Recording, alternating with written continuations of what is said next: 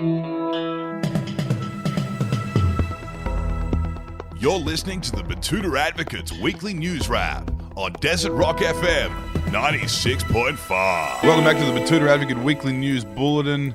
Been a good week. You're joined by myself, Clancy Overall, editor of the Batuta Advocate, and how about those case numbers? We got below 30 in Melbourne over the week, which is pretty close to the highest number that New South Wales has had. So things are looking good there, but they're still in lockdown for 4 more weeks because Dictator Dan is a control freak and egotistical maniac who wants to ruin his own economy for the fun of it. Today I'm joined by Editor-at-Large, Errol Parker. How are you, Errol? Good, mate. How you going? I'm not too bad. As I said, it's been a good week, numbers-wise.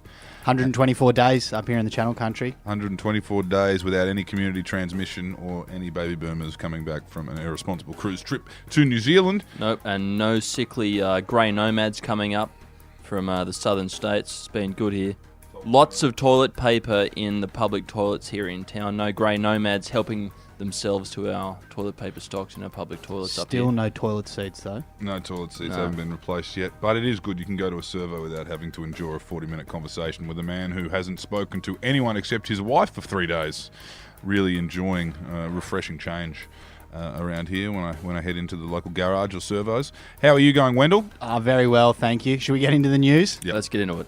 Righto, we'll start off with some national news, and the Prime Minister continues to criticise every state government except the one threatening to blow itself up. Yes, the Prime Minister has told reporters that he's had a gutful of state premiers putting themselves before the national economy, but not the New South Wales government for some weird reason, who over the last week did their best to cause unprecedented chaos to their own sense of stability.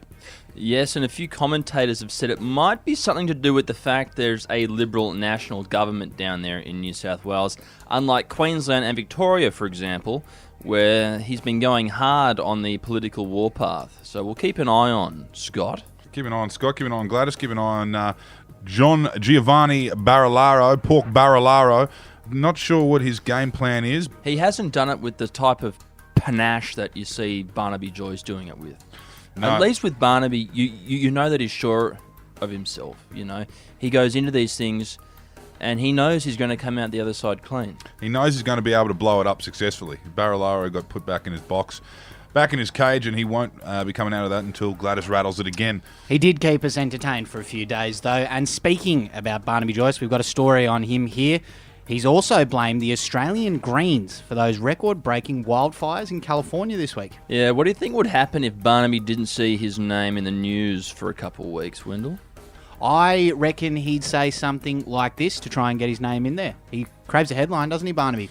Yeah, he does. That's how he goes, and that's how he will continue to go until he gets the role of Deputy Prime Minister back off the charisma vacuum. That is Michael McCormack. Good on him for trying to get on the front foot in regards to the summer ahead, though, which experts are saying could be scarily similar to what's happening in California last year and what happened in Australia over December, January. Hopefully he can admit that climate change actually exists. We'll move down to Victoria for our next story now, and a man with an insatiable desire to bash the mentally ill finds his calling in the Victoria Police.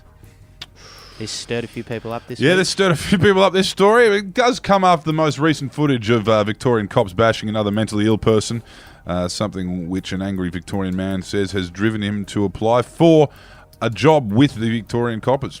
Yeah, the failed AFL recruit Eric Bacon said to us, and I quote, "I guess I just thought my desires to assault and blind mentally ill people was something that I shouldn't share with the world. But it's great to know there is a community out there that not only supports people like me, but encourages this type of behaviour. So I'm applying to become a Victorian police officer." Just don't steal any property because that will land you in jail, as we saw with a female police officer this week. And there was a comment on that story from Jacob Erigul, who said, wait until he hears what their New South Wales counterparts get paid to do come festival season up north. Dang. And a nice story now from Adelaide. The airport has been overcome with fanfare as all of the Canberra tourists arrive in a Cessna 152. Yeah, I just love this story because as of Thursday, ACT residents were able to fly into South Australia without needing to isolate themselves for 14 days when they arrived. And as a result, there was absolute scenes when the light aircraft from the Bush capital touched down in the free settlement. Yes, we are back, baby, said Premier Stephen Marshall as the 7 tourists arrived in the city of Churches ahead of a big weekend of doing whatever it is you do in Adelaide. Guess you just walk down Rundle Mall, listen to some hip-hop and cram some people into barrels and cover them in lime. Bit like that, bit like that. Righto, speaking of cramming people into barrels, we'll wrap up with a local news story. And a committed metalhead wears Cannibal Corpse long sleeve to first casual Friday at new office job.